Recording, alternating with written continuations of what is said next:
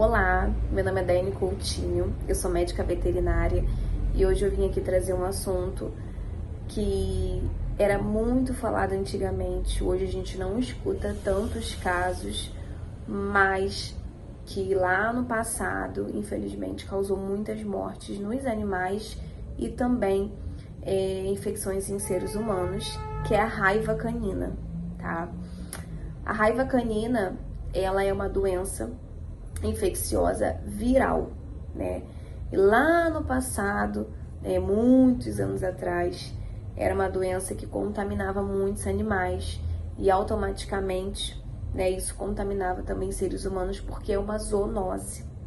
E ela pode ser acometida por mamíferos, sejam cães, gatos, animais silvestres, humanos. Então era uma doença que as pessoas tinham muito medo, né? E realmente por ser fatal, tá?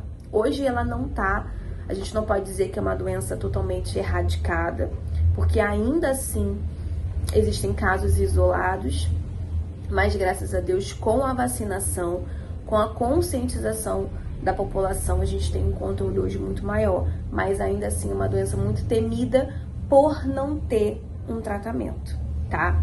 Então, como eu falei, é uma doença viral, tá? Como que ela vai ser transmitida?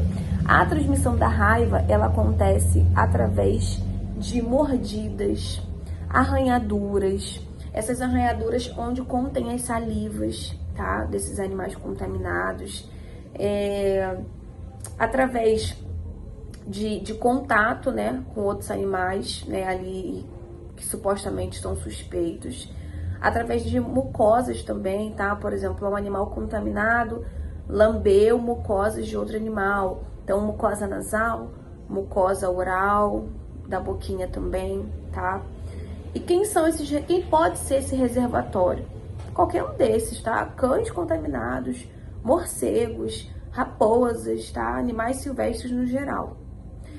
E aí, como que são os sinais clínicos? Então, o sinal clínico, né, como o próprio nome já diz, é raiva, bem claro, né? Então, a gente observa uma mudança repentina de comportamento. Até mesmo, ela pode ser confundida com algumas doenças neurológicas.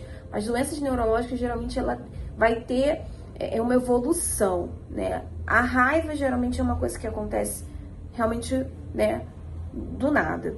Então, o animal era um animal dócil, controlado, e do nada ele fica um animal agressivo, um animal que quer morder, que saliva muito, é um animal realmente descontrolado, tá? Então, ele vai ter esse nervosismo, essa inquietação, vai ter dificuldade de engolir a saliva, tá? Porque essa alteração neurológica faz ele salivar muito, e ele não consegue engolir essa saliva, então ele fica aquilo escorrendo. Então, por isso que vem esse nome de raiva, tá? Pode ter paralisia, pode ter convulsão.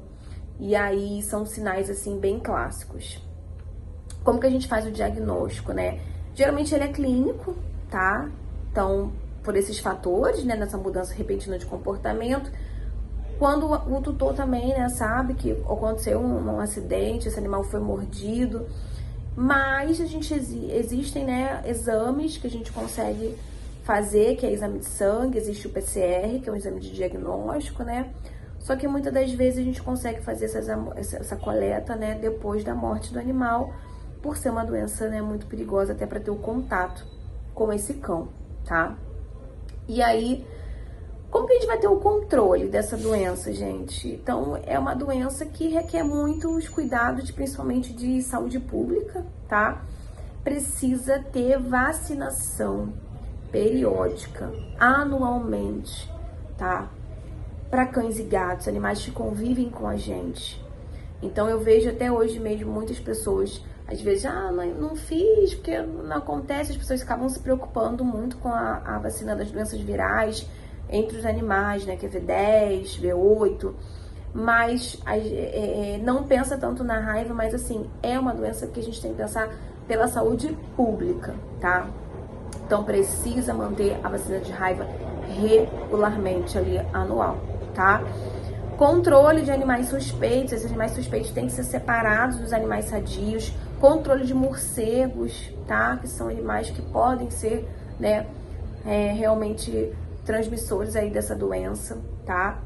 A população tem que estar sempre ciente do risco, e uma vez que esse animal foi contaminado, né, que você tem essa confirmação, esse animal, ele precisa ser notificado às autoridades sanitárias, tá?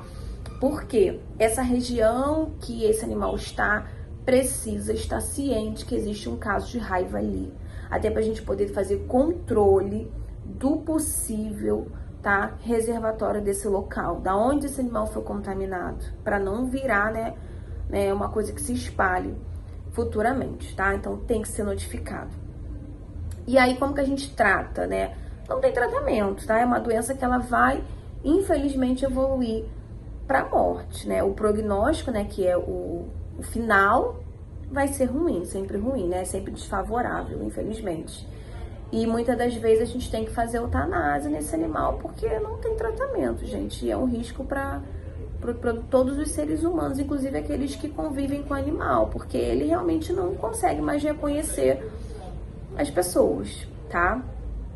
E aí, então, a forma de transmissão é a principal medida protetiva que você tem para a saúde do seu pet e para a saúde da sua família, tá? Então, como eu falei, vacinar certinho, evitar contato com animais desconhecidos, animais silvestres principalmente, tá? Evitar esse contato, ter controle de locais com morcego, evitar esses locais, tá? Não tocar em animais com comportamentos estranhos, gente. Então, você foi atacado também por um animal que estava muito agressivo, tem que procurar atendimento, tem que procurar o hospital. Precisa tomar as vacinas ali de raiva, né? Caso você tenha sofrido esse incidente ali. Então, essas são as únicas medidas que a gente tem de prevenção para essa doença que é horrível, mas que graças a Deus a gente está conseguindo cada vez mais, né, conseguir erradicar, quem sabe, no futuro, mas as pessoas estão muito mais conscientes hoje em dia do risco, né, que ela causa para todos nós. E é isso.